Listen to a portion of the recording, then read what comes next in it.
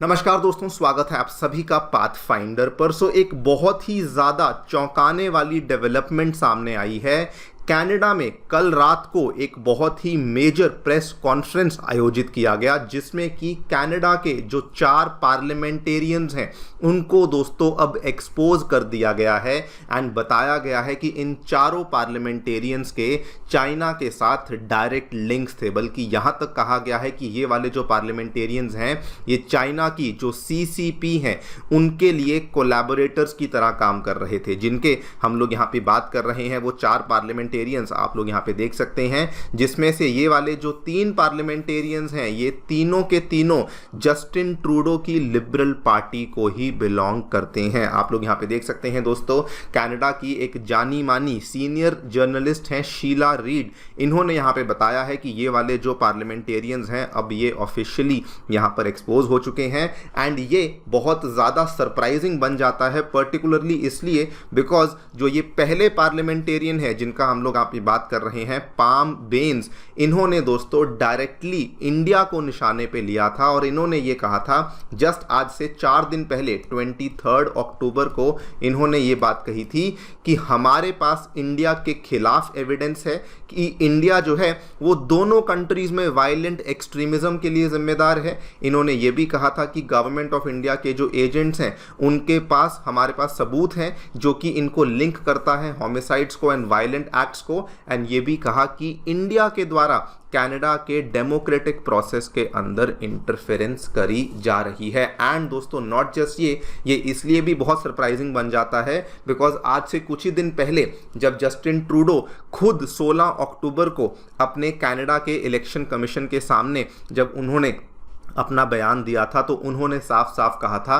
कि चाइना की तरफ से किसी प्रकार की कोई इंटरफेरेंस नहीं है, लेकिन उन्होंने ये कहा था कि इंडिया यहाँ पे डेफिनेटली कनाडा के अंदर किसी प्रकार की इंटरफेरेंस करने में लगा हुआ है। बल्कि आपको याद करवा दूं कि कनाडा ने तो रिसेंटली इंडिया के साथ संबंधित जो क्लासिफाइड इंफॉर्मेशन है उसको भी यूएसए के साथ जानबूझ के शेयर किया था और ये इसीलिए कर रहे थे सो दैट एक तरीके से चाइना को बचाया जा सके। एंड इससे जो अभी रिसेंट ये जो एक्सपोजर हुआ है इससे दोस्तों ये चीज़ बिल्कुल कंफर्म हो चुकी है कि ट्रूडो गवर्नमेंट जो है वो डेफिनेटली भारत को यहाँ पर फॉल गाय बना रही है सो दैट वो चाइना के साथ अपने संबंधों को बचा सके, सो दैट वो आने वाली इलेक्शन में अपनी जीत को निश्चित कर सकें। बात करेंगे पूरी डेवलपमेंट के बारे में, कौन कौन वो एमपीज हैं जो कि यहाँ पे एक्सपोज हुए हैं, क्या क्या एलिगेशंस इनके सामने लगाई गई हैं एंड क्यों ये बहुत ज़्यादा सरप्राइजिंग डेवलपमेंट बन जाती है भारत के लिए, इसके बारे में डिटेल में चर्चा करेंगे। आइए शुरू करते हैं मेरे साथ। मेरा नाम है अनिरुद्ध।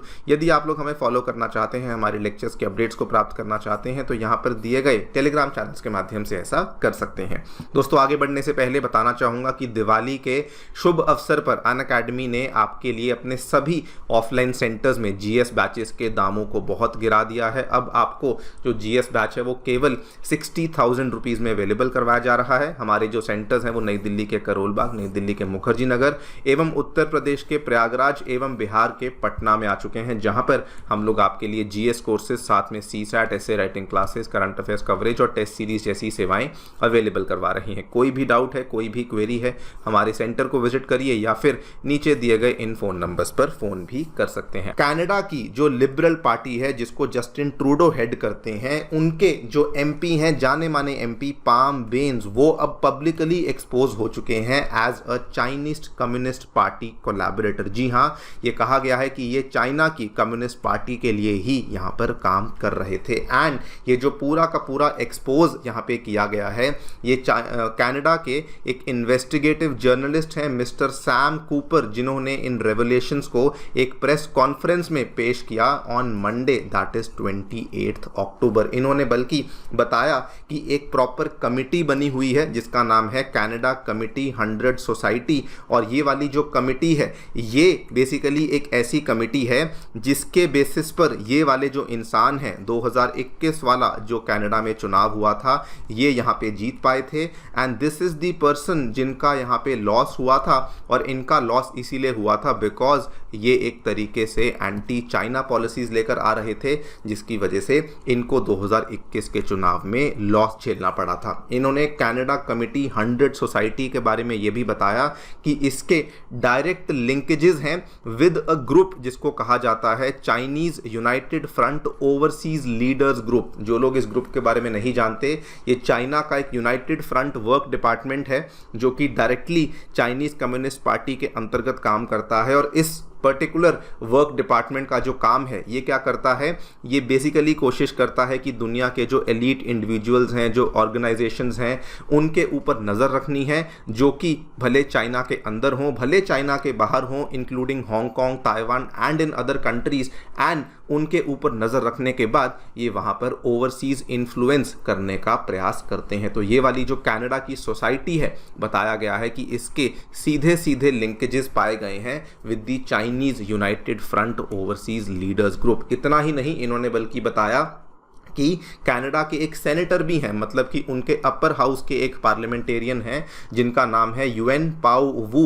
इन्होंने बताया कि इनकी भी प्राइवेट मीटिंग हुई है इसी particular Chinese United front overseas leaders group के साथ, जिसके बाद ये एक्सपोज हो चुके हैं। बल्कि इसकी एक रिकॉर्डिंग भी है जो कि उन्होंने पेश करी है, उसको ऑब्वियसली हम लोग इस वीडियो में नहीं दिखा सकते हैं, लेकिन इन्होंने बताया कि ये भी एक्सपोज हो चुके हैं। नंबर 3 पे जो कि तीसरी कैनेडियन एमपी हैं, जो कि अगेन ट्रूडो की लिबरल पार्टी को बिलोंग करती हैं, एमपी मैरी एनजी, ये आप यहाँ पे देख सकते हैं। ये तो बल्कि सरप्राइजिंगली कनाडा की export promotion, international trade and economic development of Canada की मिनिस्टर भी हैं। ये भी एक्सपोज हो चुकी हैं बिकॉज इनके स्टाफ के कुछ लोग हैं जो कि चाइना के किसी इंटेलिजेंस के आदमी से मिले, एंड उसके बाद ये भी चीज़ सामने आई कि इनके स्टाफ के द्वारा कुछ कनाडा की अंदरूनी मीटिंग्स थी, कुछ कनाडा की अंदरूनी जो गतिविधियां थी वो बेसिकली डायरेक्टली चाइना के साथ यहाँ पे शेयर करी गई हैं। सो कुल मिला के ये तीनों लिबरल पार्टी के एमपीज हैं जिनको कि एक्सपोज कर दिया गया है। नाउ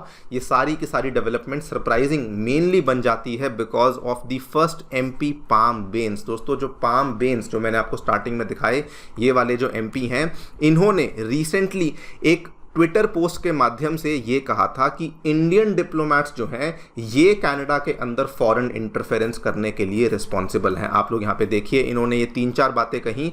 इन्होंने ये तक कहा कि इंडियन डिप्लोमैट्स जो हैं वो केवल कनाडा में नहीं, दोनों देशों में वायलेंट एक्सट्रीमिज्म के लिए जिम्मेदार हैं। इन्होंने कहा कि गवर्नमेंट ऑफ इंडिया के जो एजेंट्स हैं इनको लिंक किया होमिसाइड्स के साथ, वायलेंट एक्ट्स के साथ, और ये भी कहा कि ऑर्गेनाइज्ड क्राइम के माध्यम से ये कनाडा में एक अनसेफ एनवायरनमेंट क्रिएट कर रहे हैं। एंड साथ में कहा कि ये इंडियन डिप्लोमैट्स ही हैं जो कि कनाडा के डेमोक्रेटिक प्रोसेस के अंदर दखल अंदाजी भी कर रहे हैं। इनके स्टेटमेंट्स देखिए, ये लिटरली बहुत सरप्राइजिंग है। इन्होंने कहा they are covert, deceptive, illegal and threaten all levels of government. और इन्होंने कहा कि अगर कुछ भी इंडिया के द्वारा किया गया तो हम लोग और बड़े बड़े लेवल के अरेस्ट यहाँ पर करने वाले हैं। आपको बता दूं, कनाडा के द्वारा एक नेशनल लेवल की टास्क फोर्स को बनाया गया था जिसमें कि इनको भी उसका मेंबर बनाया गया था, और इसीलिए इनको ये वाली पावर भी यहाँ पर दे दी गई है। इन्होंने बल्कि ये तक कहा कि इंडिया के द्वारा कोशिश करी गई है कि वो कनाडा के अंदर $100 मिलियन तक खर्च करने को तैयार हैं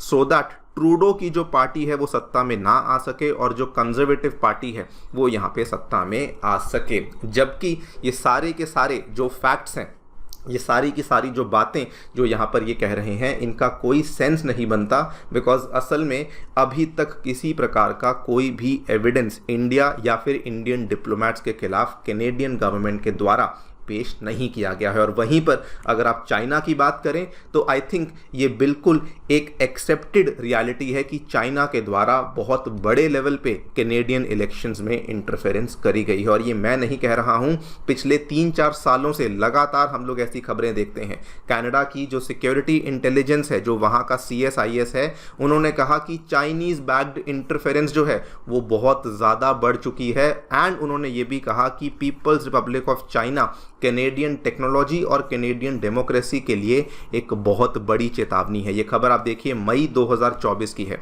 उसके पहले आप ये वाली खबर देखिए, टॉप सीक्रेट CSIS का डॉक्यूमेंट सामने आया था जिसमें बताया गया था कि चाइना टिकटॉक के माध्यम से बेसिकली फॉरेन इंटरफेरेंस करने का प्रयास करती है। ये भी खबर इसी साल की है। और इनफैक्ट इसी साल ये भी चीज़ सामने आई थी कि कनाडा के जो जासूस हैं उन्होंने पाया है कि चाइना पिछली 2 इलेक्शंस में, कैनेडियन इलेक्शंस में में दखलंदाजी बड़े लेवल पर कर चुकी है। और ये तो बल्कि अभी सामने आया, बल्कि यहाँ तक पता लगा है कि 2011 में जो कनाडा में चुनाव हुए थे वहाँ पर भी चाइना के द्वारा दखलंदाजी करी गई थी। एंड इवन 2021 में जो मैंने आपको बताया था, पाम बेन्स के खिलाफ जो कंजर्वेटिव लीडर खड़े हुए थे, ये वाले इंसान, इनको भी हराने के लिए चाइना के द्वारा पाम बेन्स को सपोर्ट किया गया था सो दैट ये यहाँ पर हार सकें। चाइना ने सोशल मीडिया प्लेटफॉर्म्स पे एक ऐसा नैरेटिव खड़ा कर दिया कि ये वाले जो इंसान जिनका नाम च्यू है कि ये एंटी चाइना है, चाइना के खिलाफ हैं, और इसीलिए ये बेसिकली इनको अपनी सीट उस टाइम पे हारनी पड़ी। सो बेसिकली दोस्तों, चाइना के खिलाफ एविडेंस है एंड इंडिया के खिलाफ अभी तक कोई भी एविडेंस नहीं है। और इस चीज़ से ये भी जो दावा है वो बिल्कुल प्रूव हो जाता है कि ट्रूडो गवर्नमेंट जो है वो जानबूझकर अपने पॉलिटिकल गेन्स के लिए इंडिया को फॉल गाय बना रही है सो दैट वो चाइना को बचा सके, सो दैट वो अपनी फंडिंग जो है वो चाइना से सिक्योर कर सके और अपनी जो जीत है आने वाली इलेक्शंस में उसको भी यहाँ पर इंश्योर कर सकें। देखते हैं क्या होता है। अब चूंकि ये 4 MPs एक्सपोज हो चुके हैं, डेफिनेटली कैनेडियन गवर्नमेंट इस चीज़ को लेकर कोई ना कोई स्टेटमेंट या कोई ना कोई स्टेप डेफिनेटली लेगी। बाकी आप लोग जो भी सोचते हैं हमें डेफिनेटली बताएं कमेंट सेक्शन में। Thank you so much for listening, stay tuned and